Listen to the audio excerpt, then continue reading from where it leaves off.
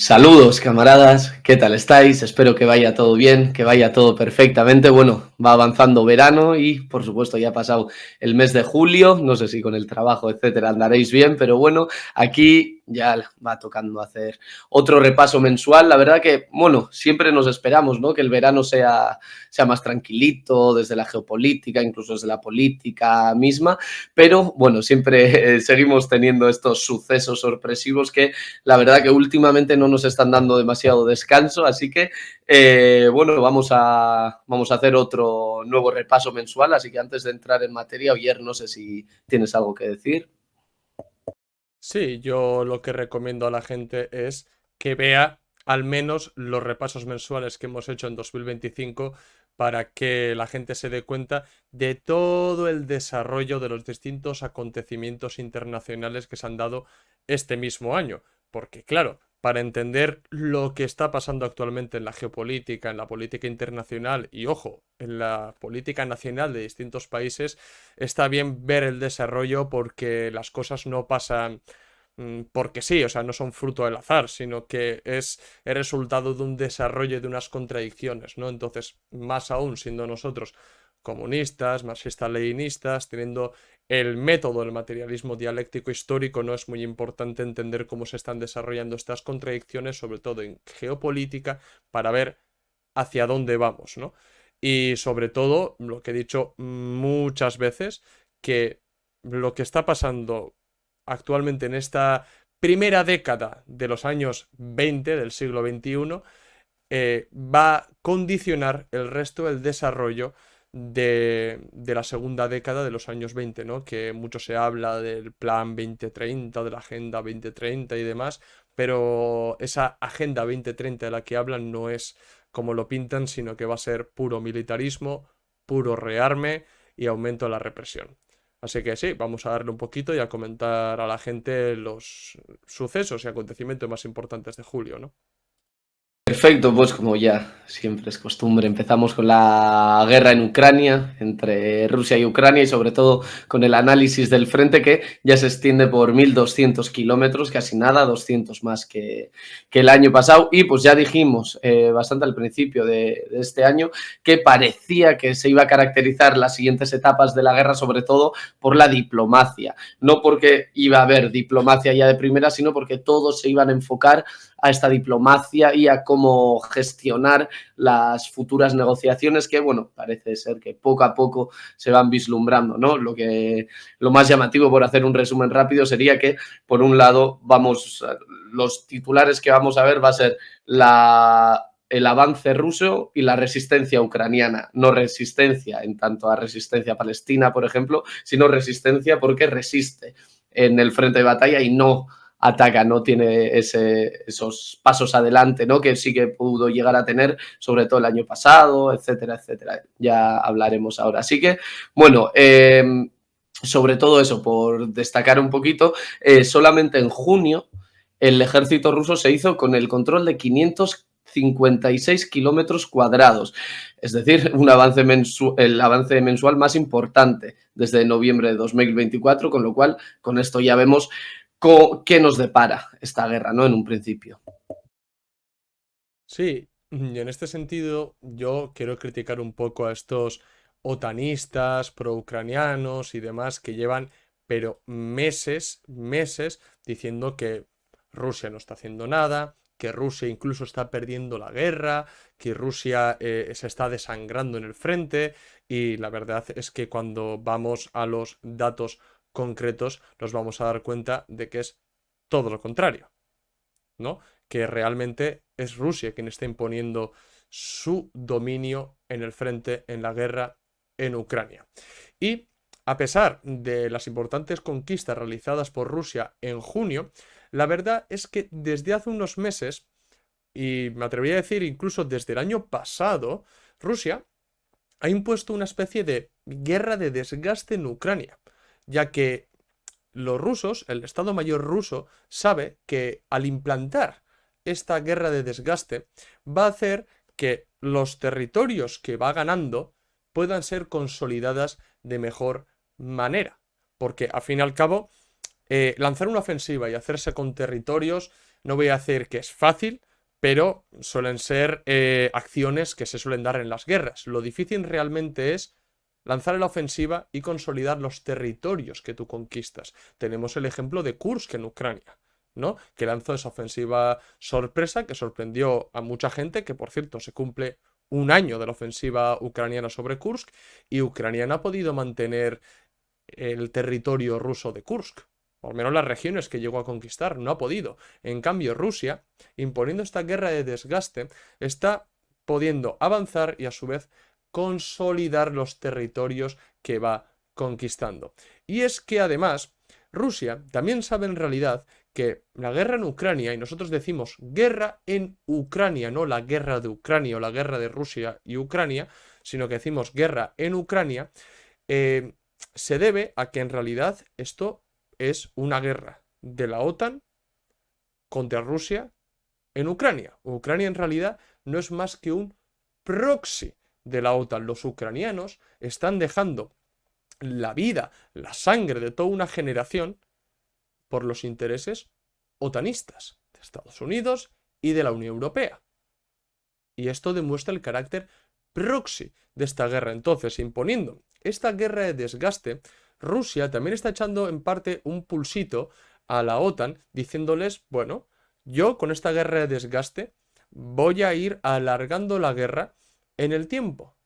Además, he convertido toda mi economía a una economía de guerra, estoy literalmente yendo poco a poco haciendo operaciones quirúrgicas y demás, y vosotros podéis mantener esta guerra, podéis seguir manteniendo a Ucrania durante los próximos años, ¿no? Es ese pequeño pulsito que le lanza Rusia, no solamente a Ucrania, sino a toda la OTAN.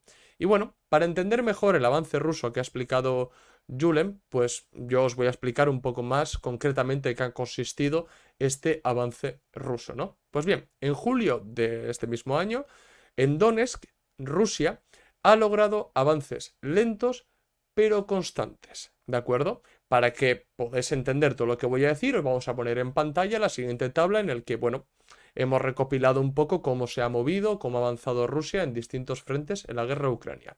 Pues bien, en Donetsk, especialmente al noreste de Siversk, que además ya se encuentran a pocos kilómetros de la ciudad, pues han protagonizado avances importantes. También se han confirmado avances al oeste de Poltavka y al sureste de Rusin Yar.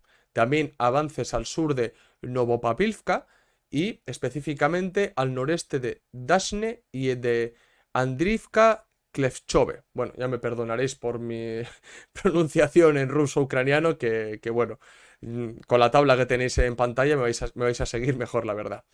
En Zaporilla, Rusia ha avanzado en Stefornisk, al oeste de Orikiv, quedando a 7 kilómetros de Primorsk y a 11 kilómetros de Veselyanka. Y en otras áreas debemos destacar también que en la dirección de Kupiansk se han reclamado avances al noreste de Kamayanka, al norte de Krasne-Pershe y también al norte de Mirne. Y a su vez en Limán y al suroeste de Pokrovsk, concretamente al noreste de Kotlinye. Ahí es donde Rusia ha registrado mayores avances. Ya os digo, ya sé que parece todo un trabalenguas lo que os acabo de comentar, pero con la tabla seguramente me habréis seguido mucho mejor todos los avances que ha registrado Rusia en este último mes. Sí, bueno, sobre todo en ese sentido, digamos que ahora, obviamente, el que está en la posición de poder es Rusia, claramente, ¿no? Ya hemos visto los avances que están teniendo y sobre todo ahora se podría decir que Rusia ya va teniendo unos objetivos bastante claros para poder asentarse bien en ese frente, ¿vale? Que es verdad que muchos de los lugares de interés, digamos, que tenía Rusia anteriormente ya están prácticamente en sus manos, más de la mitad, sobre todo de Donetsk, Lugansk, etcétera. Y bueno, pues parece, ¿no? Un poco siguiendo a expertos en temas de guerra, etcétera, que Rusia los siguientes pasos que podría dar serían los siguientes. Por un lado sería empujar a Ucrania lejos de la frontera de Belgorod y irse acercando poquito a poco ya a Kharkov, de lo que sería dentro del alcance de la artillería. en este caso. Después, ya hacerse con el resto de Lugansk y avanzar en Kharkov y Donetsk, que con eso ya, pues la verdad que se asentaría bastante en todos esos lugares y tomando así toda Donetsk y avanzar en Dnipropetrovsk, es decir, ya iría tomando cada vez más y más de toda esa zona, mantendrían también, obviamente, líneas del frente, asegurarían áreas de retaguardia y avanzarían a Zaporizhia, ¿vale? Porque estamos viendo que no está siendo un avance, pues bueno, sobre todo como en el principio, ¿no? Que llegaron a Kiev y todo, pues no. Ahora sí que van muy poco a poco y afianzando todos esos lugares, como acaba de explicar Oyer, y después crearían algunas zonas de amortiguación ya en el norte del país, sobre todo a lo largo de la frontera de Sumi, en este caso. Y ya que hablamos de esto, obviamente, hemos dicho que todos estos avances en el frente también van a condicionar y mucho todos los avances de las negociaciones, de la diplomacia en este caso, ¿vale? Porque es verdad que desde que Donald Trump llegó al poder, pues de alguna forma las negociaciones o los intentos de negociaciones se podía entender de que iban a ir a más. Pues ya que Donald Trump decía que él en 24 horas acabaría con la guerra, en 100 días acabaría con la guerra. Bueno, lo típico de un showman como él, ¿no? Entonces, hasta entonces es verdad que Estados Unidos, con Biden al poder, y bueno, la Unión Europea también, pues se destacaron por su intransigencia para con Rusia y toda esa masa de difusión rusófoba que tanto les ha caracterizado en estos últimos años, ¿no? Y bueno, aunque después de que Trump tomara las riendas, es verdad que pudo haber esos intentos de negociaciones, etcétera, es verdad que esas conversaciones no han podido materializarse como muchos esperaban, ¿no? Ya decíamos nosotros cuando llegó Trump al poder que sí, que es verdad que Trump sí que tenía esas intenciones de acabar con la guerra, etcétera, pero que pies al suelo, que Trump tampoco es un pacificador y a Trump también le mandan por detrás y también tiene sus propios intereses por ahí. Entonces, que no va a ser obviamente tan fácil y Donald Trump no tiene tanto carácter como para cortarlo todo de raíz. Obviamente se le está viendo ahora ya con lo de Epstein, etcétera, pero bueno, tampoco me voy a ir por las riendas por esta prensa rosa. Y bueno, el no haberse materializado todas estas conversaciones diplomáticas puede venir también por ambos bandos, obviamente. Por un lado sería por la parte ucraniana, por tener estas intenciones maximalistas, ¿no? Que tendría para acabar la guerra y que todavía siguen pensando en un plan para la victoria, ¿no? Pese a estar como están en el frente, pero bueno, y obviamente también esto es culpa de Rusia en parte, porque Rusia, como se ve, en una posición de fuerza, de poder, pues sigue estirando todavía la cuerda y hasta que pueda llegar a sus intenciones maximalistas, que la verdad que son bastante más realistas que lo que serían por parte de Ucrania, pues como hemos dicho anteriormente, por la situación que están teniendo en el frente. Entonces, bueno, lo único que sí que pudieron llegar a acordar fue este intercambio de prisioneros que hicieron el pasado 23 de julio, hace escasa una semana. Pero más allá de eso, es verdad que tampoco ha ido a más y para todo lo que se esperaba y todos estos, no voy a decir trampistas, pero bueno, ya con los que creían a Trump se esperaban aquí de repente paz y armonía, pues se ha visto que obviamente no es tan fácil. No, porque recordad que Trump, o sea, uno de los lemas de la campaña electoral era que iba a poner fin a la guerra. O sea, yo quiero que dejen de matarse, yo quiero que realmente acaben de los combates, que cesen los combates. Eso decía una y otra vez. Y le hizo, por cierto, muchísimo daño a los demócratas que durante estos últimos 4 años demostraron que eran sumamente belicistas y militaristas. Y es verdad que Trump consiguió engañar a una gran parte de estadounidenses y de ciertos sectores también, digámoslo así, izquierdistas o incluso antiimperialistas del mundo, porque se pensaba que tenía la capacidad de poner fin a la guerra. Pero es que nosotros ya lo dijimos desde el primer minuto, que Trump no tenía la capacidad de poner fin a la guerra. porque la guerra está condicionado por lo que está pasando en el frente, realmente. En todo caso, Trump podía y puede condicionar o con sanciones o dejando de mandar armas a Ucrania. Es las únicas herramientas que tiene realmente para poder acercar un acuerdo de paz. Pero ya, o sea, Trump no es Dios. Estados Unidos sí, es el hegemón del imperialismo occidental, sigue siendo el gendarme del mundo, pero aquí también los actores implicados tienen mucho que decir. Y como bien has puesto, Julen, claro, Ucrania, con sus reclamaciones y sus demandas poco realistas que no reflejan la situación en el frente, porque Ucrania está perdiendo y exigir la retirada total de las tropas rusas y demás, es que eso no se va a dar. No se va a dar. Y no porque estemos justificando el imperialismo ruso, no, es que es la situación del frente. Si ya ha consolidado su control, su dominio en Lugansk, en una buena parte de Donetsk, en ciertas partes de Gerson y de Zaporilla, ¿cómo se va a ir de ahí Rusia? Es que es poco realista.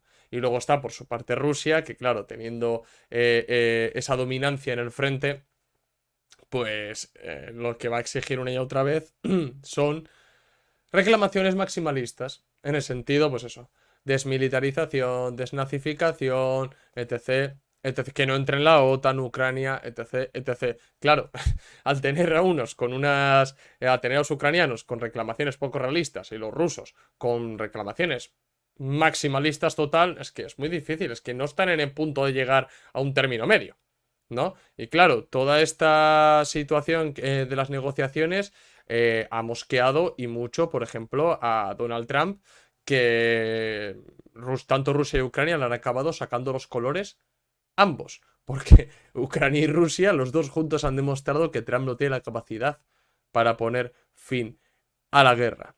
Entonces, ante esta incapacidad, en julio Trump ha comenzado a cambiar su postura para con la guerra en Ucrania y más concretamente para con Rusia y ha comenzado tímidamente a adoptar la anterior política de Biden, de los demócratas. De hecho, Trump ha asegurado que da 50 días a Rusia para llegar a un acuerdo con Ucrania o que le impondrá aranceles del 100%. Y recientemente ya ha dicho que ya no son 50 días, sino que ahora da pues, 2 semanas, 10, 12 días para resolver la guerra en Ucrania y llegar a un alto el fuego, que dé pie a un acuerdo de paz y demás. Es decir, Trump ya está cambiando incluso su postura para con la guerra en Ucrania. Ahora todos aquellos que tachaban a Trump de prorrusos, ¿qué van a decir? ¿Que se ha vuelto pro-ucraniano de repente? Es que mucha gente no es más que propagandista, en realidad, ¿no? Y es que incluso Trump, que hace unas semanas cortó la ayuda de armamento a Ucrania, ahora ha abandonado esa política y recientemente ha anunciado que Ucrania recibirá sistemas de defensa antiaérea de fabricación estadounidense, ahora bien, a través de la OTAN. A través de la OTAN. Esto es que la OTAN, o más concretamente la Unión Europea, se hará cargo de la compra de esta nueva ayuda armamentística. Es decir, el cambio en la actitud de Trump respecto a la guerra en Ucrania concuerda con su énfasis en el rearme de la Unión Europea y el consiguiente aumento del gasto en defensa del 5% que ha exigido a los países miembros de la OTAN. Al fin y al cabo, desde que Trump llegó al poder, él ha perseguido una política de beneficiarse económica y políticamente de todas las guerras posibles, de las relaciones comerciales que tiene con distintos países, de distintos conflictos. O sea, Trump ha llevado a cabo esa política una y otra vez. O sea, primero trató de camelar, digámoslo de alguna manera, a las autoridades rusas, haciéndolo ver a Rusia que Estados Unidos y Rusia, bueno, podrían mejorar sus relaciones comerciales, porque las autoridades estadounidenses saben muy bien la contradicción existente dentro de la burguesía nacional rusa, porque es muy contradictoria, porque en Rusia esa burguesía nacional choca con su histórico carácter de burguesía compradora y ese carácter de burguesía creada post Unión Soviética, ¿no? Post esa burocracia soviética. Y ahí choca. Y por ejemplo, Putin se encuentra en mitad de eso, ¿no? Y es verdad que en ese primer intento Trump lo que trató de hacer es camelar a las autoridades rusas, a esa burguesía nacional, para hacerles ver de que, bueno, habéis perdido los socios europeos, pero conmigo tal vez podamos llegar a acuerdos. Porque además, si algo ha demostrado Rusia, y más concretamente esa burguesía nacional de la que os hablo, es que incluso en la guerra han intentado, ¿no?, mantener sus activos fuera de Rusia, intentar preservar sus intereses con Europa, concretamente con Alemania y demás. Y Trump lo ha explotado al máximo. Pero no ha podido ser. Con Ucrania, Donald Trump le ha sacado el acuerdo de las tierras raras a Zelensky. Es decir, ha conseguido un trato favorable para Estados Unidos respecto a las tierras raras de Ucrania. O sea, también le ha impuesto a los miembros de la OTAN el rearme. Es decir, el aumento del gasto en defensa al 5% con el que la industria armamentística estadounidense se va a beneficiar. Y ahora se muestra dispuesto a mandar armamento a Ucrania, pero que lo pague la OTAN. Es decir, que no sea Estados Unidos quien le manda armas a Ucrania, no, no, sino que la OTAN compra la industria armamentística estadounidense y se lo da a Ucrania. Es decir, ya Donald Trump está recuperando nuevamente ese carácter empresarial, ese carácter que tiene, ¿no? Bueno, sí, de oligarca estadounidense, porque mucho se habla de los oligarcas rusos, pero de oligarca estadounidense en toda regla, ¿no? Y al fin y al cabo es que es su naturaleza.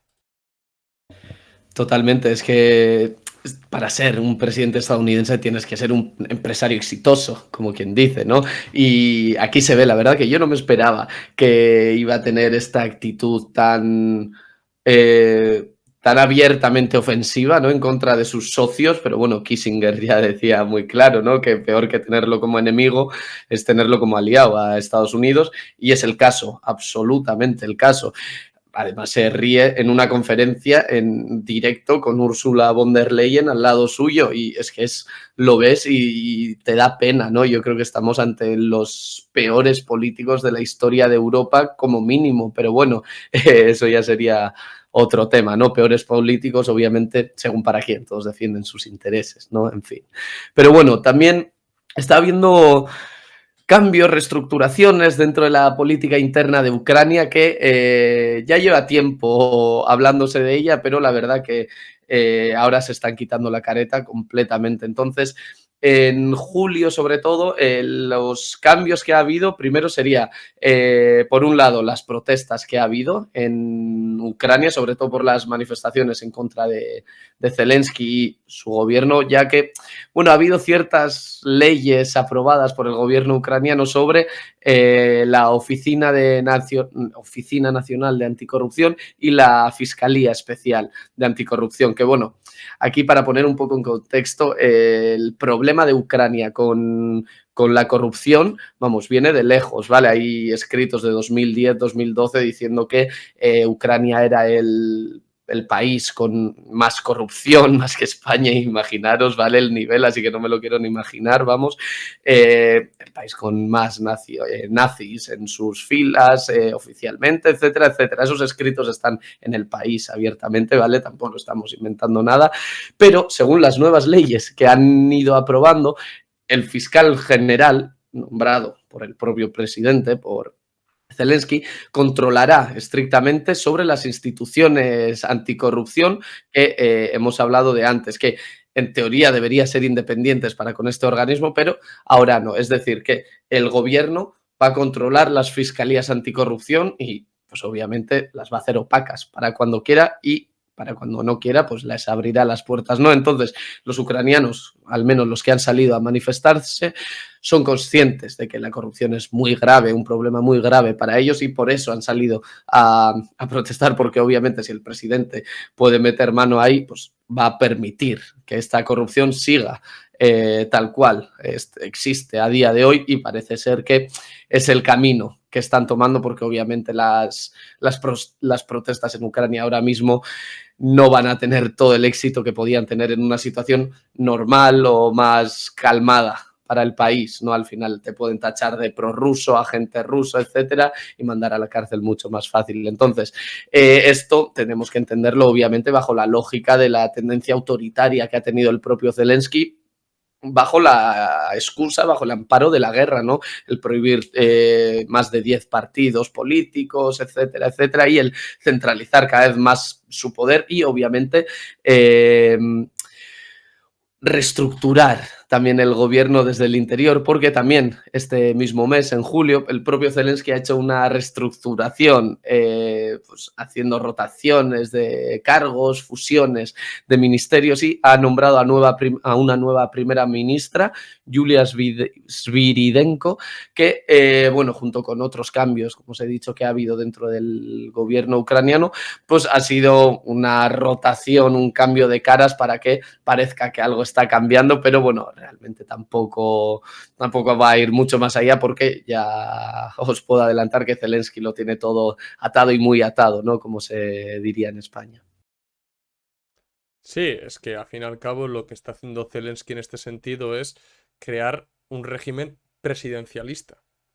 O sea, ha centralizado tanto el poder en sí mismo con la excusa de que estamos en la guerra, las distintas leyes que se han aplicado, como la ley marcial y demás, ha aprovechado para centralizarlo todo. Centralizarlo todo. Y no hay nada más que ver cómo el propio Zelensky se ha beneficiado enormemente, enormemente de la guerra y su círculo. De ahí que, claro, los ucranianos sí defenderán Ucrania, defenderán su nación, pero no quieren que les tomen el pelo, porque saben que los que van a luchar son los trabajadores ucranianos. Mientras que gente que tiene dinero lo que ha hecho es pagar para evitar el reclutamiento e irse a Marbella, irse a otros países, ¿no? Y ya está, ¿sabes? Que pase el vendaval y se acabó, ¿no? Al fin y al cabo demostrando que en realidad no son patriotas, sino que son unos vendepatrias y que lo único que les mueve es el dinero, ¿no? Y claro, en el momento que vieron que Zelensky estaba metiendo mano a esta oficina anticorrupción, pues la gente se echó a las calles y dijo, a ver, ya no os vais a tomar más el pelo, ¿sabes?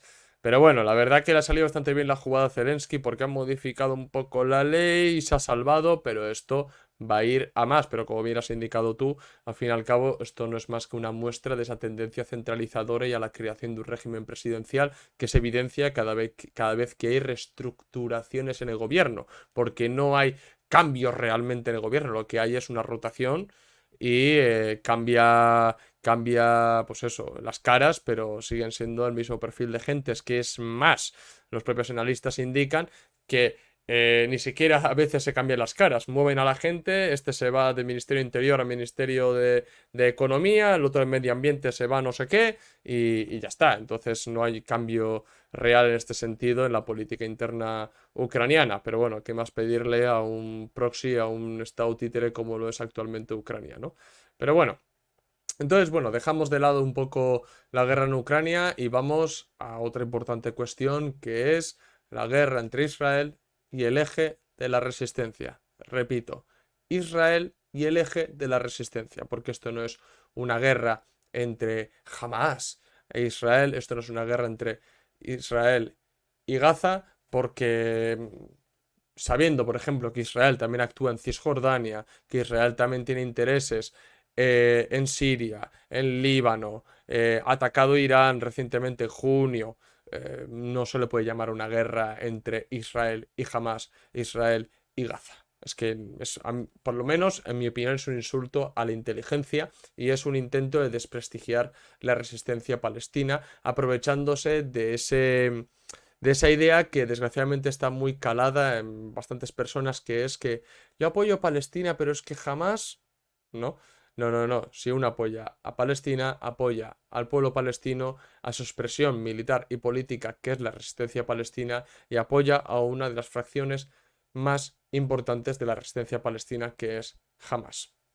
Esto hay que dejarlo muy, muy claro, ¿no? Entonces, bueno, como siempre, vamos primero a hablar de el número de muertos. Bien, yo, como os he dicho al principio de este repaso, os invito a que hagáis echéis un vistazo al resto de repasos mensuales para daros cuenta cómo va subiendo el número de muertos en Palestina. Porque tenemos varios repasos desde el 2023. Mirar. Al menos no os digo que os comáis todo el vídeo, pero ver, por ejemplo, el apartado en el que hablamos sobre Palestina. Os vais a dar cuenta de cómo cada repaso mensual damos distintos números y la tendencia es ascendente, lo que refleja la brutalidad con la que actúa Israel. Pues bien, desde el 7 de octubre hasta julio de 2025, Israel ha asesinado a 59.700 gazatíes y ha herido a 144.500. Como decimos muchas veces, estos son números a la baja. Bien, esto es muy importante. Para ir concretando un poco más, debemos decir que desde la ruptura de alto el fuego, que fue en marzo, si no recuerdo mal, Israel ha matado a 8.581 personas y ha herido a 32.436. A esto hay que sumar que ya son 875 palestinos que han sido asesinados por Israel mientras que acudían a los centros de ayuda que había instalado Israel. Con el beneplácito y ayuda de Estados Unidos para dar alimentos, asistencia humanitaria a los gazatíes. Es decir, ya lo denunciamos anteriormente que el sionismo internacional está utilizando estos centros de ayuda, estos puntos de reparto de comida para masacrar palestinos. Esto cada vez se ve mucho más claro. Además, la ONU y la OMS, la Organización Mundial de la Salud, reportaron el pasado 24 de julio que al menos 100 personas ya han muerto de hambre dentro de Gaza y que de ellos 21 son niños que mueren al no poder llevarse un plato a la boca. Esto es un verdadero crimen, lo que demuestra que eso que dicen los sionistas de que nosotros no matamos inocentes, solo matamos a militantes de Hamás, es mentira. O sea, esos 21 niños que, por ejemplo, han muerto por no poder llevarse un plato a la boca, que son también Hamás. Todos son Hamás. Y también son antisemitas.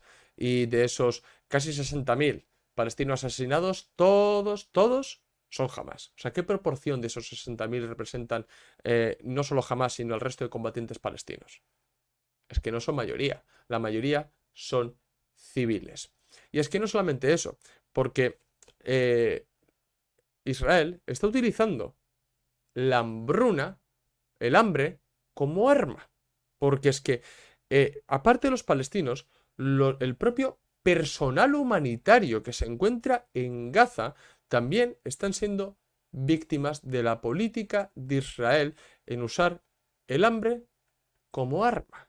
O sea, ya no solamente se contentan con matar de inanición a los palestinos, sino que también lo hacen con el personal humanitario que asiste a los palestinos. Es que da muchísima rabia ver que ante todos estos hechos aún hay sionistas que niegan la mayor y que aseguran que todo es mentira, que en Gaza no hay hambruna y que el Estado de Israel no está realizando ni un genocidio ni operaciones de limpieza étnica. Pero es que la verdad es que distintos organismos poco sospechosos de ser partidarios de la resistencia palestina, de Hamás o de lo que queréis vosotros, que son por ejemplo Amnistía Internacional o la propia ONU, ya hablan de que Israel no solamente está provocando hambruna y está cometiendo un genocidio en Gaza, sino también en Cisjordania y Jerusalén Este, lo que demuestra que las intenciones de Israel van más allá que Gaza. Su intención es sionizar Palestina, judaizar Palestina o convertir Palestina en Israel, que es lo mismo. Además, a mí aquí me hace mucha gracia. Hace poco vi unas declaraciones de Josep Borrell, ¿no? Diciendo que, joder, pobres, la humanidad está perdiendo en Gaza, etcétera, ¿no? Como si él no hubiese estado mientras al mando, ¿no? Y como si no hubiese permitido y no hubiese financiado a Israel y a todo su proyecto sionista, que es asqueroso. Es que yo, me parece, veía un directo hace poco que decía, es que es verdad que es un tema complicado, Diego Rucharín era, y decía, es un tema complicado porque, claro, entre gente que asesina niños y gente que resiste, ¿no? Pues no sabes en qué bando ponerte, ¿no? Es que ya no necesitas ni un mínimo de política, con tener un mínimo de humanidad ya te sitúas lógicamente, pero bueno, al final esto va mucho más allá de la humanidad y estos discursos nunca han servido de nada, pero bueno, comentabas hace poco, ¿no? Sobre Cisjordania, etcétera, porque, bueno, también sobre Cisjordania ahora hablaremos porque se están dando aquí pasos, la verdad que agigantados, sobre todo para el proyecto sionista, para Israel, pero bueno, hay que destacar que, bueno, dentro de Gaza, en julio, fue la primera vez que el ejército israelí incursionó en Deir al-Balá. Era una de las pocas zonas dentro de Gaza donde Israel todavía no había entrado desde el 7 de octubre, en estos 21 meses, ¿no?, de 2023. Y, bueno, pues con esta nueva ofensiva, esto cambia mucho la situación, sobre todo de Palestina en general, ¿no? Según la propia Organización de las Naciones Unidas, más o menos el 87,8%, es decir, casi el 90% de Gaza está ahora cubierto por órdenes de evacuación israelíes o se encuentran dentro de zonas militarizadas israelíes. Deja 2,1 millones de habitantes, de personas, hacinados en 46 kilómetros cuadrados de tierra. Yo siempre me gusta ponerlo en contexto, ¿vale? La ciudad de Donosti, de San Sebastián, tiene 60 kilómetros cuadrados. Pues estos estarían, es que en 3/4 partes de la ciudad, 2,1 millones, cuando Donosti tiene 188.000 habitantes. Es una auténtica barbaridad, más la hambruna, más todo el caos que tiene que haber dentro. Obviamente, todos los servicios esenciales han colapsado, primero por la sobrepoblación que hay en ese lugar y segundo, porque siempre les están estorbando a las ayudas humanitarias, a los hospitales, etcétera, etcétera, cuando no los bombardean. Entonces, hemos dicho, obviamente, que las acciones no se reducen únicamente a Gaza, sino también las podemos observar en Cisjordania, aunque de esta zona se hable menos, ¿no? Siempre se dice Gaza, nunca se dice Palestina en general, pero bueno, también el habla aquí importa mucho. Entonces, hace poco, en este sentido, el Parlamento israelí aprobó una moción no vinculante, pero mediante el cual se reafirma la soberanía israelí sobre Cisjordania y ahora sí que se exige la total anexión de esta región palestina a el proyecto sionista, a Israel, es decir, echando por tierra la tan conocida solución de dos estados, ¿no? Para los que dicen que es posible la solución de dos estados, pues bueno, ya solo con ver la realidad se ve que no puede existir Palestina si existe Israel, y es algo que se ha ido viendo como mínimo desde 1948. Pero bueno, además, la aprobación de esta moción al final es el puro reflejo de lo que está sucediendo también en Cisjordania, donde, bueno, pues desde el 7 de octubre de 2023, los colonos israelíes, los mismos civiles que paran ayuda humanitaria para que no entren, ¿vale? Para que luego digan que son civiles, pero bueno, otro tema que puede dar para largo, pues los israelíes han creado al menos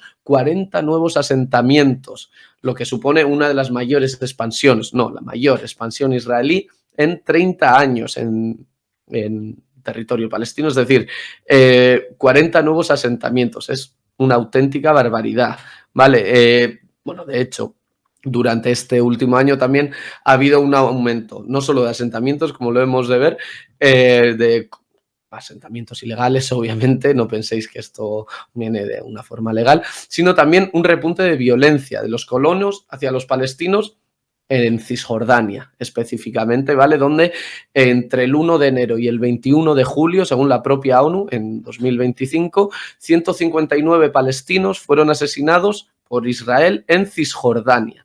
Unos 320 palestinos, más de la mitad de ellos niños, obviamente, han sido desplazados por demoliciones sin permiso en Jerusalén Oriental y esto es un promedio de 49 por mes, ¿vale? Y durante este mismo periodo, Israel, las fuerzas israelíes, han destruido o han dañado el 43% del campamento de Jenin, un campamento civil, ¿vale? Para que veáis que, bueno, ¿no? Se esconderán bajo tierra también ahí, que nos están viendo esos túneles, pero bueno. El 35% del campamento de Nur Shams también ha sido dañado o destruido y el 14% del campamento de Tulkarem.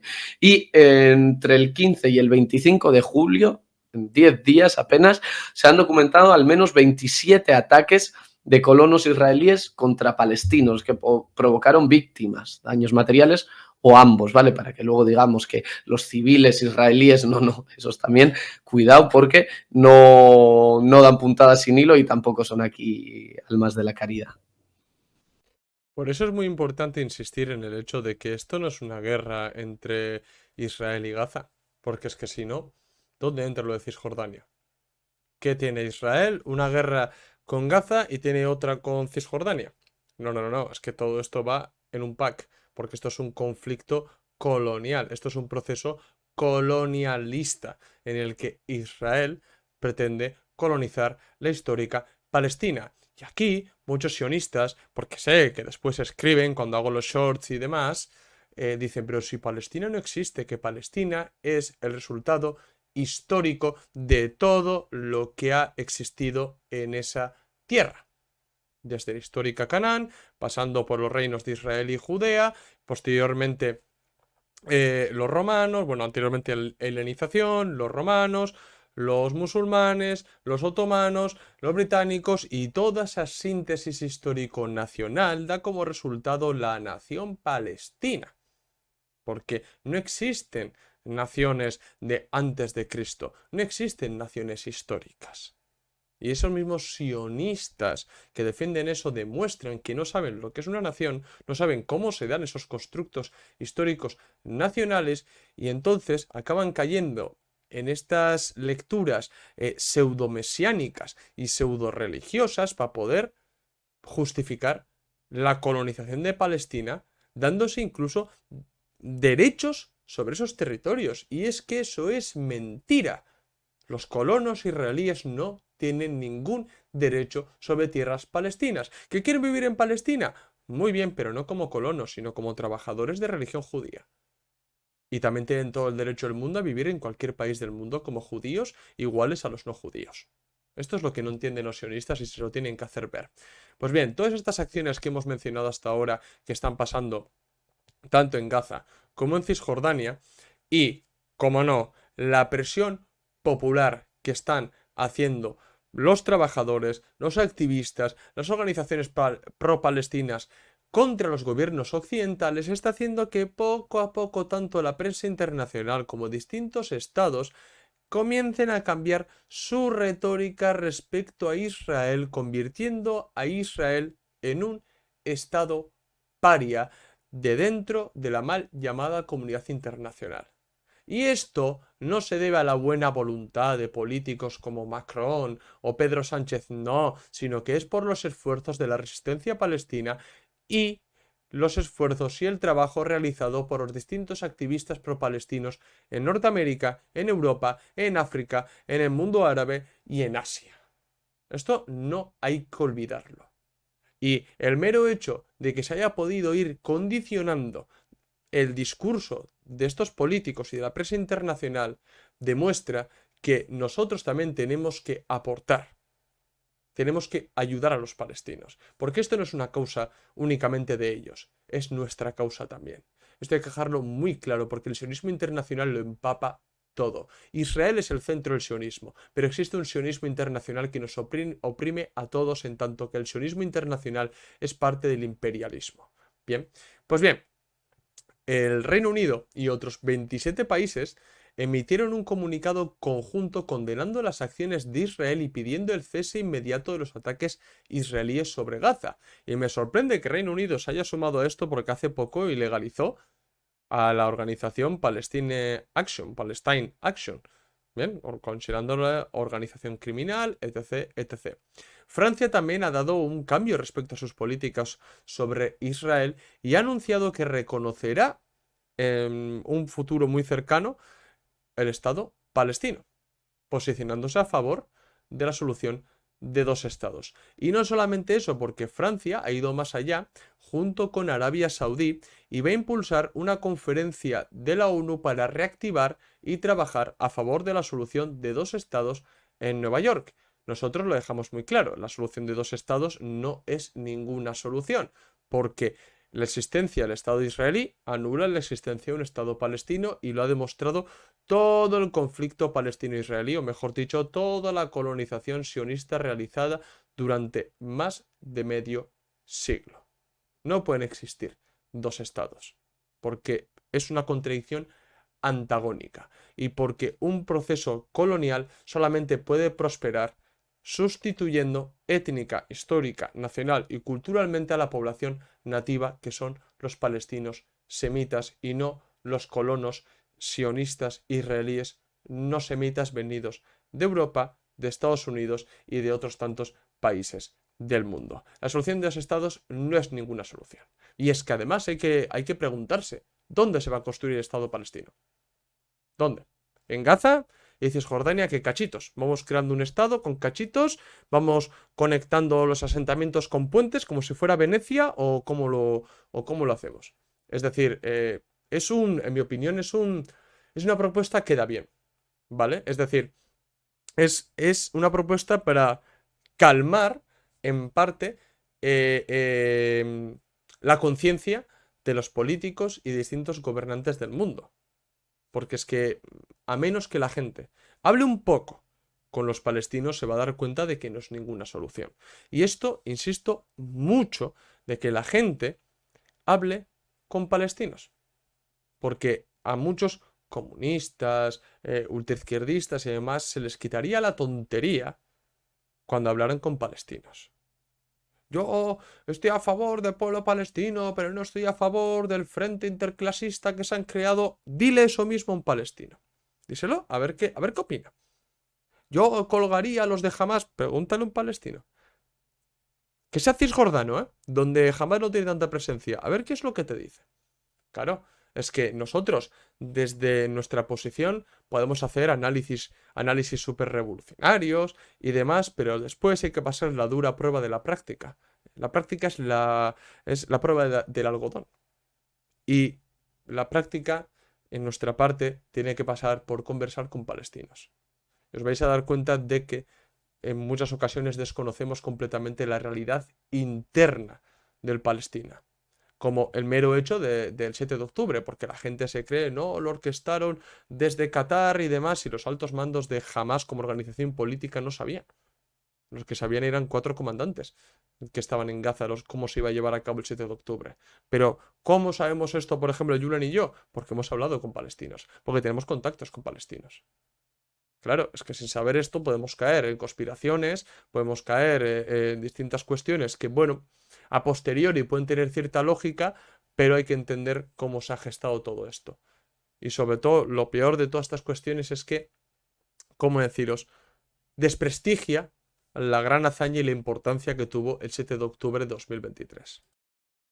Y es que además yo creo que es uno de los temas que más separa, ¿no? La casta política actual, al menos occidental, con el pueblo que lo votan, ¿no? Porque yo sinceramente creo que si se atreviesen a hacer una encuesta a toda España, por ejemplo, diciendo qué opinas Israel y Palestina o estás a favor de Palestina, es que más del 80% diría que está a favor de Palestina, pero por eso mismo es que España, Irlanda, ¿no? También dijeron que iban a reconocer el Estado palestino, etcétera, etcétera, sobre todo cuando ven que sale algún caso de corrupción, se acercan elecciones o algo, pues de repente todos se vuelven súper pro-palestinos y a la que salen otra vez, pues digamos que se quitan, ¿no? De alguna forma. Espera que estoy un poco desenfocado. Pues de repente en ese momento se quitan de su barco y vuelven a abandonar, obviamente, los intereses del pueblo palestino, que es para lo que sirven para ellos, ¿no? Para pintarse la cara un poco de izquierdas y luego ya seguir aprovechándose de esta lucha y seguir en puestos del poder, obviamente vendiendo armas a Israel, como hicieron tantos gobiernos de izquierdas en España, con Podemos, etcétera, etcétera, ¿no? Pero bueno. Además, una cosa quiero decir, a mí las presentaciones que suelo hacer del libro negro del sionismo me suelen preguntar a ver si creo que España apoya a Palestina realmente. Y yo siempre contesto alguna pregunta. Cuando se refiere a ver si España defiende Palestina, ¿a quién nos estamos refiriendo? ¿A los gobernantes o al pueblo trabajador español? Porque los gobernantes, sí, Pedro Sánchez ha mostrado a favor de la solución de dos estados, el PP en teoría también se muestra a favor de la solución de dos estados, Vox claramente no, la izquierda también se posiciona, bueno, en general la política española se posiciona a favor de la solución de dos estados que hemos dicho que no sirve, bien, que no sirve. Ahora bien, el pueblo trabajador español sí defiende, sí que defiende el pueblo palestino.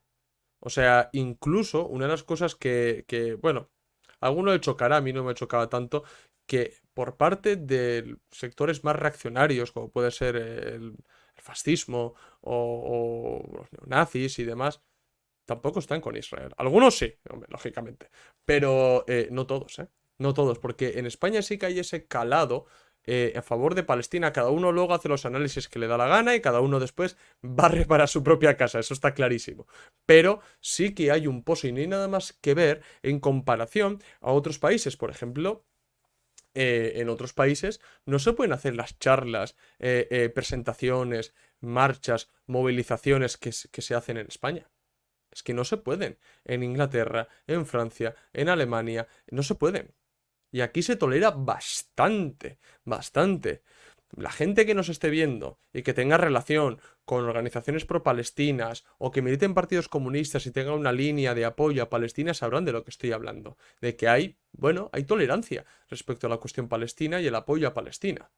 Pero en otros países, vayamos a Alemania, por ejemplo, que en Alemania tiene un serio problema con el sionismo, tienen un problema pero enorme, enorme.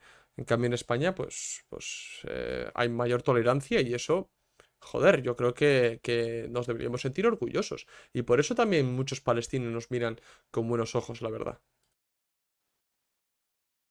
Sí, de hecho, sobre todo viendo también gente en los Países Bajos, ¿no? Hace poco veía los ultras del Ajax, etcétera, pegándose con los del Celtic por este tema y con banderas israelíes y tal. En fin, no me lo explico de ninguna forma, pero bueno, y que todavía se vayan de izquierdas, etcétera, como el San Pauli y demás, ¿no? Otro nivel, pero bueno. Ahora ya dejamos el tema palestino y pasamos a un tema que también está unido, obviamente, seguimos en el eje de la resistencia en este caso, que sería pasar a hablar de Siria, otro país que ya llevamos tiempo hablando de él, sobre todo desde el diciembre pasado, cuando se dio este derrocamiento por parte de HTS al gobierno bacista de Bashar al-Assad, y ya en ese momento, ¿no? Vaticinamos, no porque tengamos una bola de cristal, sino viendo todo lo que ha sucedido en el eje de la resistencia hasta día de hoy. Podemos hablar de, yo que sé, de países panarabistas también, como Libia, Egipto, Irak, etcétera, y qué les ha pasado después de un derrocamiento, ¿no? Y ya fuimos avisando de que seguramente íbamos a empezar a ver una espiral de violencia, persecuciones a minorías nacionales, étnicas, religiosas, etcétera, etcétera.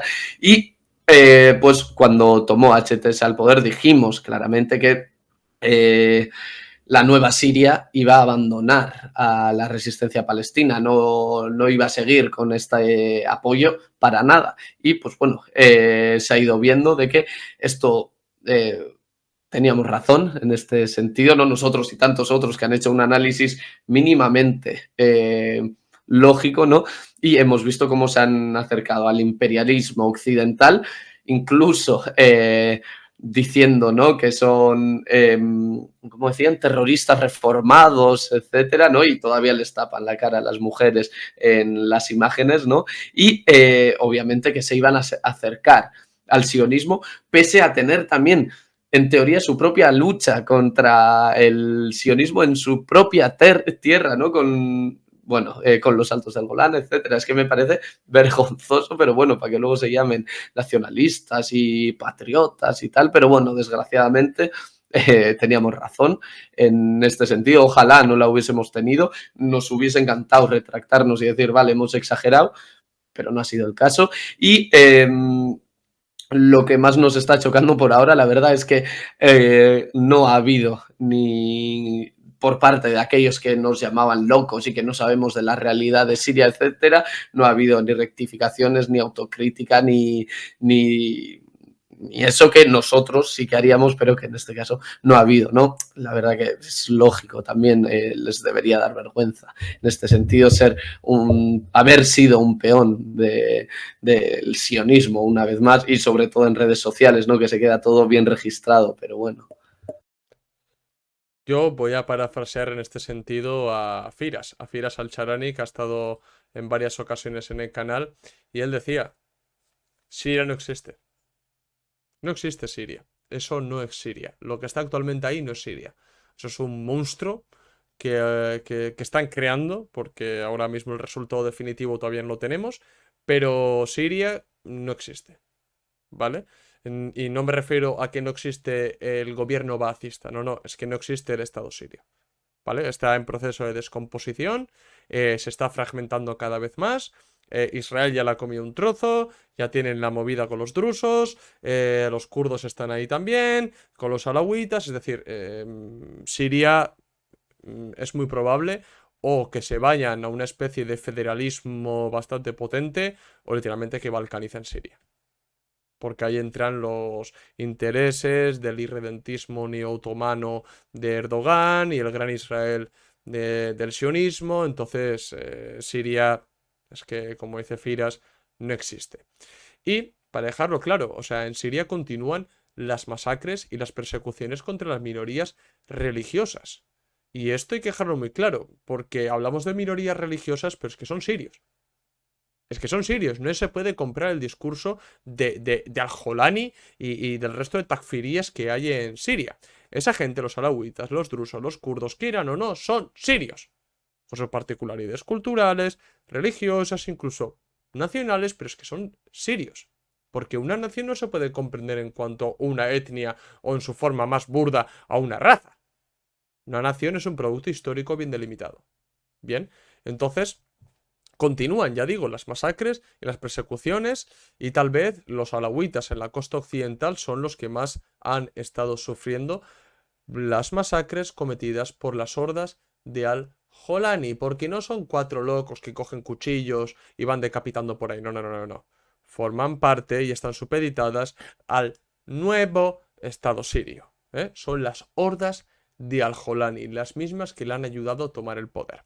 Pero en julio lo que más ha llamado la atención han sido los combates que se han protagonizado entre estas mismas hordas takfiríes con los drusos en el sur de Siria, más concretamente en Subaida. Pues bien, toda esta cuestión de los drusos comenzó con el enfrentamiento entre drusos y distintos grupos de beduinos en el sur de Siria. Lógicamente, estos enfrentamientos obligó al mal llamado gobierno sirio a movilizar sus fuerzas al sur de Siria para detener los ataques que se estaban produciendo entre drusos y beduinos, porque era ataque, contraataque, ajustes de cuentas y demás, y mandó allí a sus hordas para calmar la situación. Pero es que la entrada de estas fuerzas sirias al sur del país no se limitó a restablecer el orden, porque como ya venían realizando el ataque en Tartus y demás, empezaron a realizar auténticas matanzas y masacres contra los drusos. Entonces, lo que se ve es que Al-Jolani y los suyos no pretenden restablecer el orden, sino que pretenden imponer sus intereses en Siria. ¿Cómo? Pues eliminando físicamente a distintos grupos religiosos que no les interesan, de cara a unas hipotéticas elecciones que ya se planea que se celebren tal vez en octubre, si no recuerdo mal. Y claro, para ello, pues poco a poco están eliminando la disidencia que pueda haber dentro de Siria. Pero claro, la intervención siria en Subaida, en el sur del país, entra directamente en conflicto con la exigencia de Israel de desmilitarizar todo el sur de Siria para crear en esta región una zona de amortiguamiento o de seguridad, que es lo que viene demandando el Estado sionista desde que invadió los altos del Golán y una parte de Siria en diciembre del año pasado. Por ello, Israel no desaprovechó la ocasión y decidió intervenir supuestamente para ayudar a los drusos, llegando incluso a bombardear el cuartel general del ejército sirio en Damasco. Claro, todo lo que ha pasado entre los drusos, los beduinos, las fuerzas de Al-Jolani, Israel ha llevado a más de uno a decir, ¿ves? Si es que en sí Siria no es un títere sionista, si Al-Jolani no está alineado con Israel y para ello se agarran al hecho de que los sionistas atacaron Damasco, ¿no? Como si el bombardeo al cuartel general de Siria fuera la prueba más clara de que no hay un entendimiento entre la nueva Siria e Israel. Pero es que es más bien al contrario. Es que es más bien al contrario. Lo que hay que entender es que Israel ha aprendido muy bien de Estados Unidos en este sentido. Porque Estados Unidos nunca quiere aliados, quiere vasallos o súbditos. En este sentido, Israel quiere lo mismo. O sea, Israel no se contenta con un cambio de régimen en Siria. Y ni siquiera se contenta con una normalización de relaciones entre Siria e Israel, sino lo que quiere es una Siria debilitada, una Siria sometida, una Siria humillada, una Siria fragmentada, a poder ser federalmente o literalmente balcanizada para que no suponga ninguna amenaza y que todos los cambios que se han producido en Siria sean irreversibles. No quiere una normalización, no quiere una especie de alianza con Siria, quiere un vasallo, quiere un súbdito. Eso es lo que quiere Israel con Siria. Y así hay que entenderlo. Y no solamente eso, sino que en cuanto a la cuestión de los drusos, no se debe olvidar que Israel siempre ha tenido en mente la creación del proyecto Corredor de David, que permitiría a los sionistas crear una especie de corredor terrestre que se extendería desde los altos del Golán, pasando por el sur de Siria hasta el río Éufrates, que en la práctica permitiría a Israel conectar los altos del Golán, que ya controla, con el sur de Siria, donde se encuentran los drusos bajo su protección, y con los kurdos que se encuentran en el noreste y que están protegidos o que han estado históricamente protegidos por Estados Unidos, lo que expandiría y aumentaría y afianzaría el control yanquisionista por casi toda Siria hasta la frontera de Irak, para de esta manera también presionar a las fuerzas de movilización popular iraquíes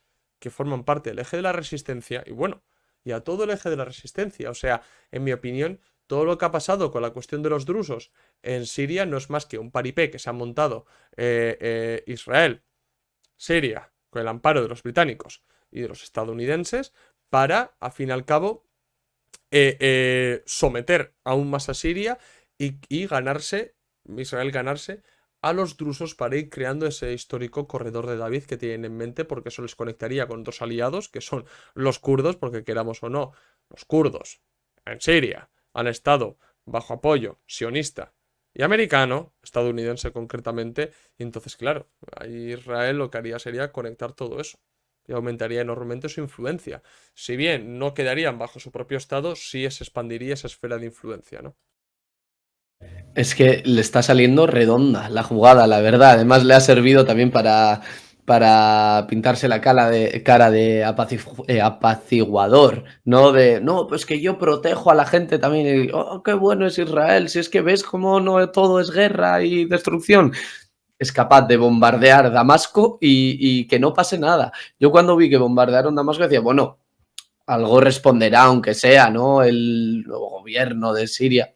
¿Qué va? Pedirle perdón casi por ser bombardeado. Pero bueno, es que a pesar de todos los enfrentamientos, los choques políticos, los saltos del Golán, etcétera, es que entre Israel y Siria lo que se ve es que van de camino a normalizar sus relaciones y punto. Es que es lo que se ve y es muy obvio, sobre todo después de las reacciones que están teniendo por parte de Siria ante todas estas agresiones. No sé la gente que se esperaba de la nueva Siria, pero bueno, eh, incluso no hay nada más que ver el propio Trump y sus,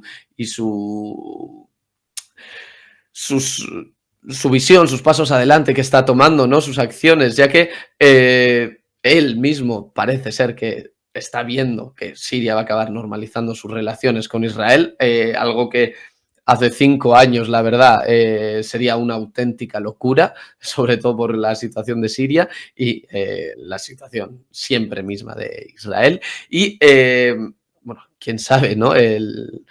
A ver si Siria se une a los acuerdos de Abraham, perdón, que ahí ya sí que, bueno, habría que verlo, pero es que sería ya cómico, al menos desde el punto de vista geopolítico de aquellos que defendieron el derrocamiento de Bashar al-Assad. En ese momento sí que ya debería explotar. Pero bueno, entonces, por eso, ¿por qué decimos que Trump sabe que Israel y Siria van a afianzar relaciones? Pues porque está levantando las sanciones a Siria. Y ¿no? Veíamos en Twitter y gente comentando de, mira, es que han derrocado a Bashar al-Assad y Siria de repente va mejor. Hombre, claro, les estás quitando todas las sanciones, pues si a Corea del Norte le quitas todas las sanciones también va a mejorar, obviamente, sea cual sea el gobierno de turno, sea cual sea el régimen que esté en el momento, porque si a un país le quitas las sanciones, obviamente va a ir a mejor. Es que 1 + 1 = 2, ¿no? Tampoco es tan difícil, pero bueno, después...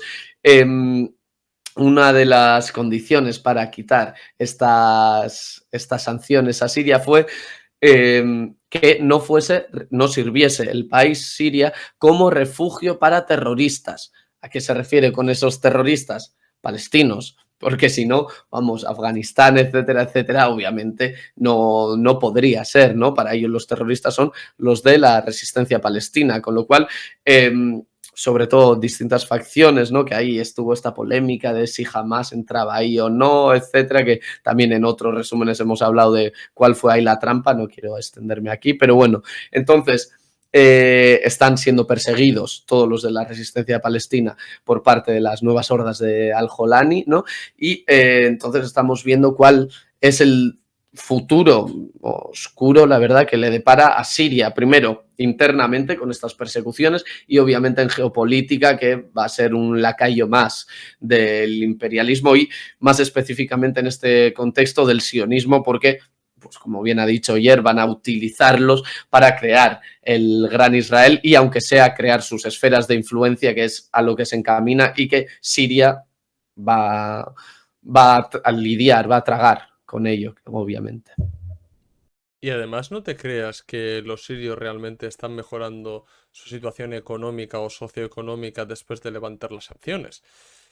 Hace nada entrevisté también a Firas y él decía que de mejora nada, los que se están beneficiando son 4 papagayos que están arriba. O sea, claramente. Y sobre todo, ese levantar las sanciones ha ido más encaminado a que Siria sea más atractivo para atraer inversión extranjera privada, más que a mejorar las condiciones de la población. O sea, pero bueno, con el tiempo ya veréis, como si Siria ya se encamina a aliarse con el imperialismo occidental, oficialmente me refiero, a aliarse con Israel, normalizar relaciones, estaremos después hablando del milagro sirio. Del milagro sirio. No, es que derrocaron a Bashar al-Assad y hubo un milagro económico. Ya, claro, levantaron las sanciones. Veremos qué es lo que pasa con la ley César.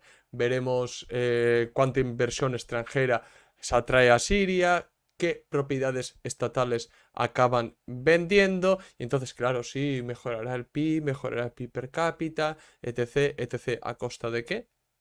De dejar supeditada tu nación a los intereses imperialistas occidentales y al sionismo, para que el sionismo se haga más fuerte en Oriente Próximo, para que venda a sus históricos aliados como pueden ser los libaneses, bueno, Hezbollah, la resistencia palestina, Irán y demás, a cambio de todo eso. Claro, es que, a ver, las cosas hay que analizarlas profundamente y sin caer en tonterías, ¿no?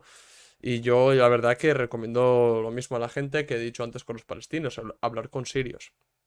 Y no con sirios que hay en Alemania que han salido en favor de Al-Jolani, no, no, no, no, no. Los sirios que han estado durante años defendiendo la contrarrevolución que se está montando por parte del imperialismo occidental. Hablar con ellos. Yo lo recomiendo porque es que ayuda muchísimo. Y no os voy a decir que tienen siempre la razón. Obviamente que no, pueden cometer errores analíticos y demás, o pueden tener ciertas taras en cuanto a que, bueno, ellos quieren defender Siria a toda costa, pero ayuda a abrir los ojos a entender la realidad desde dentro, que es lo que recomiendo a la gente, tanto con el tema palestino como con el tema sirio. Bien. Y bueno, vamos a cambiar un poco de tema y tal vez uno de los sucesos que más ha sorprendido en este último mes de julio ha sido los enfrentamientos que han protagonizado Camboya y Tailandia. ¿Quién lo iba a decir, eh? Yo la verdad que no. Pues bien, a finales de julio, Tailandia y Camboya protagonizaron distintos enfrentamientos que dejaron al menos 35 muertos y 300.000 desplazados de ambos bandos. Las hostilidades se centraron en regiones disputadas del noreste de Tailandia y el noreste de Camboya, especialmente en torno a los templos de Prasat Tammuem y el Triángulo Esmeralda, así como áreas aledañas a los templos de Preah Vihear y Ta Krabi. Bien, nuevamente, las disputas fronterizas de dos países postcoloniales tienen su origen en el colonialismo practicado por los europeos en Asia y más concretamente en Indochina por parte de los franceses. No es nuestra intención ahora hablarlos de la colonización francesa de Indochina y demás, pero sí queremos dar ciertas pinceladas al menos para que podáis entender muy brevemente por qué existe una disputa fronteriza entre Camboya y Tailandia. Pues bien, tenéis que saber que la raíz de este conflicto está en los tratados coloniales de 1904-1907, cuando Francia, potencia colonial en Indochina, trazó mapas considerando el templo Preah Vihear y otras áreas del lado camboyano. Es decir, ellos, al fin y al cabo, teniendo Camboya dentro de Indochina francesa, bueno, pues se otorgaron la potestad de considerar esos territorios como parte de Camboya, de la Indochina francesa. Lógicamente, los tailandeses, por aquel entonces, Siam, el reino de Siam, lo rechazaron y siempre ha tenido esas reclamaciones, ¿no? Porque se acogen a que fueron unos tratados coloniales, que es injusto, que Tailandia por aquel entonces era Siam y que Tailandia tiene reclamaciones aunque Siam la aceptara anteriormente y demás. Bueno, ahí está la raíz, la esencia del conflicto fronterizo, ¿no? Y bueno, estos enfrentamientos que se han producido no son nuevas, porque en 2008 también hubo y en 2011 también hubo, aunque con menor intensidad. Eso sí, lo que yo creo que con lo que nos tenemos que quedar es que cada vez que hay este tipo de conflictos, hay un evidente auge de la retórica nacionalista. Y eso se ha visto, por ejemplo, por parte de Tailandia, evocando el pasado del reino de Siam, y de Camboya haciendo lo mismo con el pasado Gemer, que eso contribuye a una escalada y saca a la luz cómo el nacionalismo aporta y justifica a las distintas expansiones territoriales en distintos lugares del planeta. Eso no es más que una justificación evocando un pasado glorioso para tener derechos sobre un territorio. Cuando luego nos damos cuenta que la mayoría de las naciones del mundo son constructos históricos que responden a una historicidad muy concreta y que la mayoría de mitos no son ciertos y que el único objetivo que tienen es conectar a los ciudadanos de hoy con los ciudadanos de entonces. Y luego empezamos a rastrear y muchos no tienen ni siquiera una conexión, ¿no? Pues bien, el 28 de julio ambos países acordaron firmar un alto al fuego auspiciado por Malasia, aunque Trump también se apuntó el tanto, ¿no? Para decir, ves, soy el pacificador. Y bueno, estos dos países se comprometen a reanudar conversaciones bilaterales para solventar sus diferencias fronterizas por la vía diplomática y no por la guerra. Pero bueno, no sé vosotros, a mí sí que me sorprendió que estallara esta guerra, así como la que estalló el mes pasado entre la India y Pakistán. O sea, lo que vemos es que hay una tendencia creciente en el mundo a perder el miedo a la guerra y eso nos tiene que preocupar junto con el siguiente tema que vamos a hablar ahora, que es el militarismo y el rearme. Exactamente, también yo veo como esa utilidad no propagandística de cada vez hay más guerras, nos tenemos que salvar nosotros también, porque mirad cómo se está incentivando la guerra entre India y Pakistán, Tailandia, Camboya, ya llegará, y mira China en Taiwán, y mira, pues va a ir poco a poco hasta que vayan encontrando la excusa cada vez más cercana, ¿no? En este caso, por ahora, Rusia, pero bueno, ya saldrá alguna otra excusa. Pero bueno, entonces, el tema de rearme es uno de los temas, yo creo que al menos más recurrentes entre las conversaciones entre Oyer y yo, no por el rearme en general, sino por lo que implica para, en este caso, Occidente, que es donde se va a tomar, ¿no? Específicamente en Europa. Al final, el rearme como tal no es simplemente gastar más dinero en armas, porque todo esto lo que implica es, primero, una posición geopolítica concreta, ideológica concreta.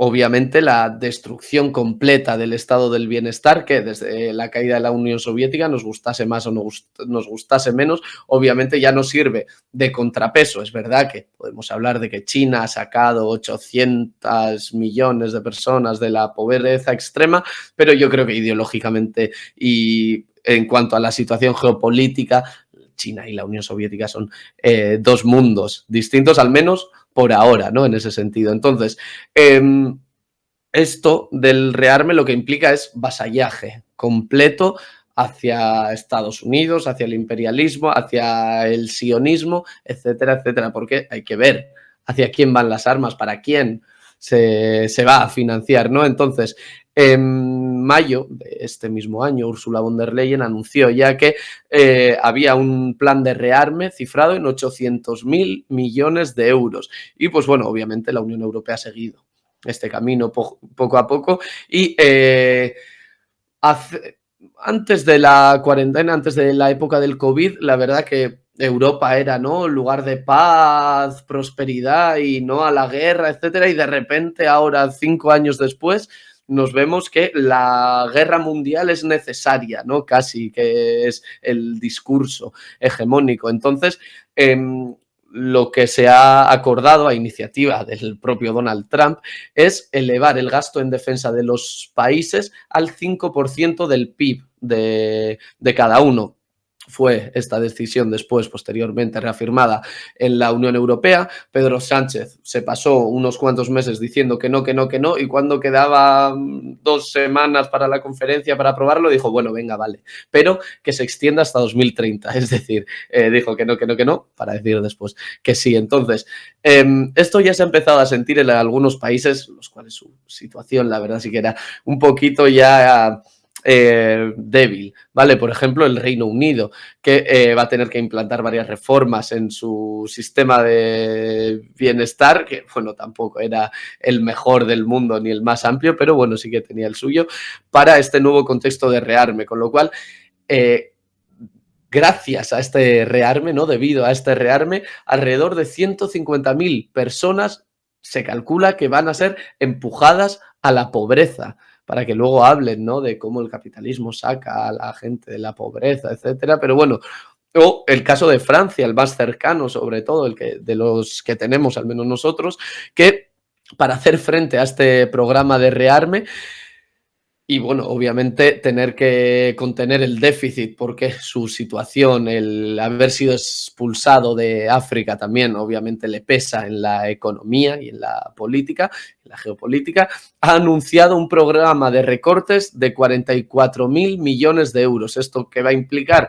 Pues congelar pensiones, congelar ayudas sociales o quitarlas, incluso los salarios de los funcionarios también van a ser atacados. Habrá que ver cómo reacciona Francia porque nos guste más o nos guste menos, sí que ha sido un pueblo que históricamente y sobre todo en época reciente ha saltado mucho ante estas situaciones, ante, por ejemplo, el aumento de la de jubilación, etcétera. Entonces, ante un anuncio de 44.000 millones de euros de recorte para el rearme, habrá que ver lo que sucede, pero la verdad que yo creo que de los siguientes focos así cercanos, violentos al menos, yo creo que puede ser Francia, puede tener todos los boletos. esto no es más que el preludio, obviamente, de lo que va a ir sucediendo en el resto de lugares, ¿vale? Porque podemos hablar de que la situación de la economía europea no es la mejor, sobre todo comparándola con épocas recientes, digamos. Entonces, este aumento al 5% del PIB en defensa lo único que va a significar va a ser recortes en otros lugares, porque en este caso sí que se tiene que quitar de algunos lugares para invertirlos en otros, sobre todo después de toda esta desindustrialización que hemos sufrido, ¿vale? Entonces, que no os quepa ni la menor duda que los gastos que se van a hacer, este rearme no lo va a financiar con más impuestos a las grandes empresas, ni a las bancas, ni a los turistas, no, obviamente esto va a dirigirse a reducir el estado de bienestar y reducir el gasto público y social. Y lo vamos a sufrir los de siempre, con lo cual yo recomendaría ir concienciando a la gente de alrededor para que al menos después no les pille por sorpresa, y si les pilla de sorpresa, al menos que podáis tener la conciencia tranquila de decir, es que os lo llevo diciendo desde el 2025 que vi el directo de Red Planeta, y al menos ya pues os salvaréis de alguna forma. Sí, porque es que nosotros no nos oponemos únicamente al rearme porque, lógicamente, evidencia una tendencia militarista de los gobernantes o porque no nos gusten las armas o porque amos de pacifistas. No, no, es que porque todo esto se financia a costa de la clase trabajadora. O sea, Julen ha puesto dos ejemplos muy claros que son Reino Unido y Francia, pero que no os quepa ni la menor duda que esto se va a convertir en la tónica general de los países otanistas. Lo vamos a financiar todos nosotros. ¿Para qué? ¿Para mandarnos después a un frente a matar rusos? No. Yo por lo menos no.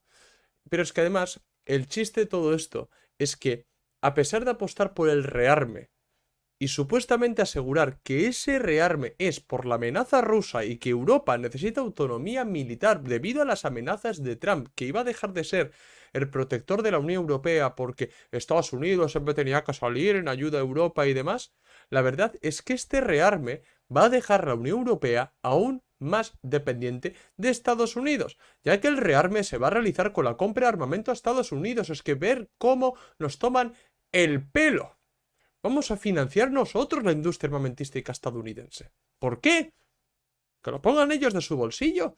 Si quieren ir ellos a la guerra, que cojan una K-47 y se vayan a Leningrado, bueno, a San Petersburgo a combatir. O que vayan a Chechenia a combatir si quieren.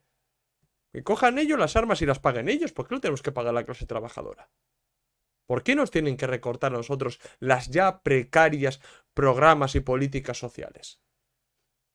Es que es absurdo, es absurdo. Y todo esto bajo ese supuesto autonomía militar europea. Y le vamos a financiar a Estados Unidos. No, la verdad que Estados Unidos, Trump en este sentido ha jugado sus cartas muy bien.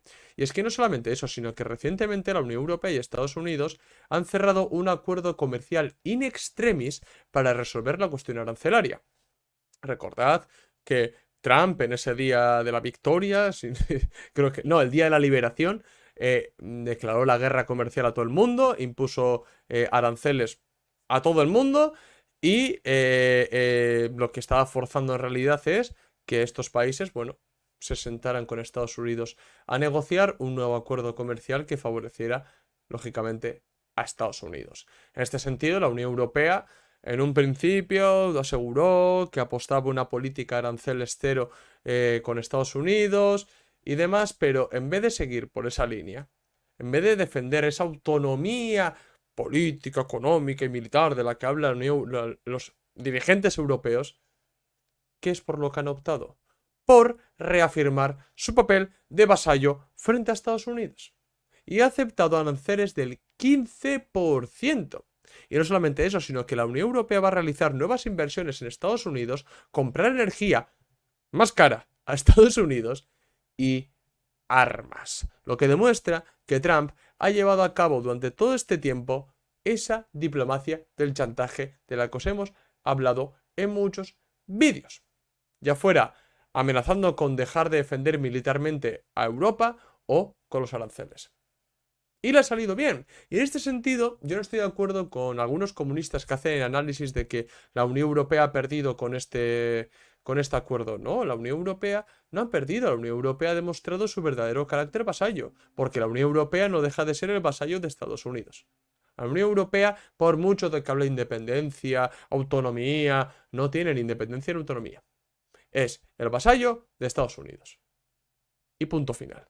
Y aún más gracia me hace partidos súper patriotas y nacionalistas como Vox, Orbán y toda esta gente que literalmente estaban aplaudiendo a Donald Trump por la imposición de aranceles que nos ha metido.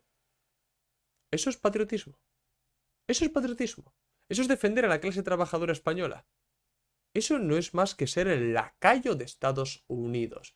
Le laméis la bota a Estados Unidos con tal de seguir enganchados a esa red internacional de esa nueva derecha y seguir chupando de la teta del sionismo internacional. Por lo tanto, debemos dejar claro que el rearme que pretende realizar la Unión Europea va a significar continuar siendo el vasallo de Estados Unidos, pagando un tributo a modo de acuerdo comercial para financiar a Estados Unidos y su industria armamentística. Es decir, igual que se pagaban los diezmos en el feudalismo, la Unión Europea le va a pagar ese tributo de vasallo a Estados Unidos encubierto con un acuerdo comercial.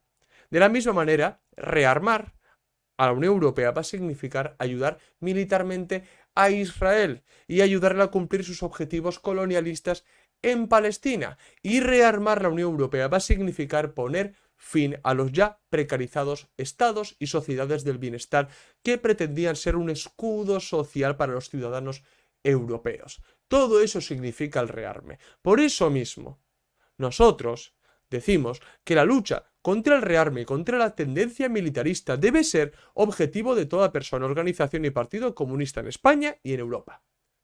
La lucha contra el rearme y contra el militarismo debe convertirse en un punto central de todas las organizaciones, partidos comunistas, asociaciones que realmente pretenden evitar que vayamos a una tercera guerra mundial, que acaben con los estados del bienestar, que se precarice enormemente a la clase trabajadora. Tienen que convertirse en un punto central. En ese sentido, instamos a la gente y a las distintas organizaciones que trabajen juntos por la huelga general contra el rearme y por la salida de la OTAN. Hacerlo vuestro, tal y como decían los camaradas de la clase trabajadora, hacerlo vuestro este lema. No al rearme, no a la OTAN. Hacer vuestro ese lema, hacer vuestros propios análisis contra el militarismo, contra el rearme y demás, pero por favor, hacerlo, que es lo importante realmente, porque todo esto no hace nada más que reafirmar el papel de vasallo de la Unión Europea y estamos pagando y financiando a la industria armamentística estadounidense. Exacto, es que es además siempre buscamos, ¿no? Desde el movimiento comunista, la forma mediante la cual acercar la teoría al día a día de la gente, ¿no? Es algo de lo que se han caracterizado los comunistas durante la historia y que ha ayudado, digamos, a acercar las ideas comunistas que, pues bueno, sobre todo en época donde el analfabetismo era muchísimo mayor, ha ayudado. Y yo creo que estamos ante el punto más importante que va a ser para nosotros, el que nos va a afectar más y el que más va a trascender desde, no sé, desde la capacidad que tengamos nosotros para poder pagarnos el gimnasio, hasta la situación de los colegios, hasta la situación de los hogares de los jubilados, etcétera, etcétera. Es decir, va a ser tan importante y va a afectar a tanta gente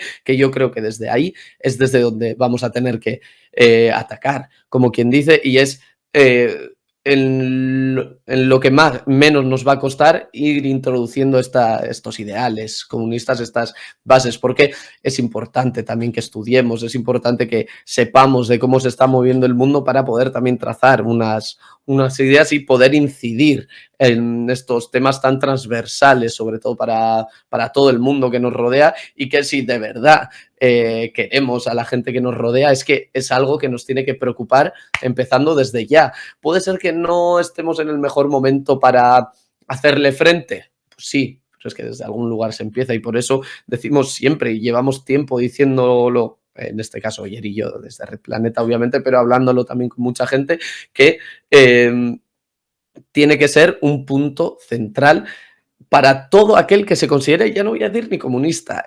mínimamente con una ideología social, humana, humanista. Es que es básico, pero bueno, intentad meter la semillita en vuestro alrededor, porque esto sí que va a ser importante y va a ser, yo creo que uno de los temas más cruciales que va a afectar al menos a nuestra generación. Así que yo por mi parte, la verdad que doy el directo acabado. Antes de terminar, obviamente, agradecer a todos los que habéis escuchado. Por favor, como siempre decimos, ¿vale? Comentarios de lo que os interese, de si nos hemos dejado algo en el tintero, de si queréis que profundicemos en temas, si preferís que hablemos de otras cosas, que otras cosas ya nos interesan, comentádnoslo, obviamente que a nosotros nos ayuda mucho, ¿vale? Y eso, que espero que sigáis viendo estos directos. Oyer, no sé si tú tienes algo que decir. No, yo voy a decir la misma chapa de siempre, que si os ha gustado este repaso mensual nos dejes un like, si sois nuevos suscribíos al canal, recordad que en la descripción del vídeo tenéis el enlace de PayPal para donarnos dinero, ayudarnos a crecer y que podamos seguir manteniendo el canal. También tenéis en la descripción del vídeo los enlaces de los documentos y libros que tenemos a la venta, y seguirnos en las redes sociales, Twitter, Facebook, Instagram y TikTok, donde subimos nuevo contenido a diario o casi a diario. Así que esto es todo, nos vemos en el próximo vídeo. ¡Salud, camaradas!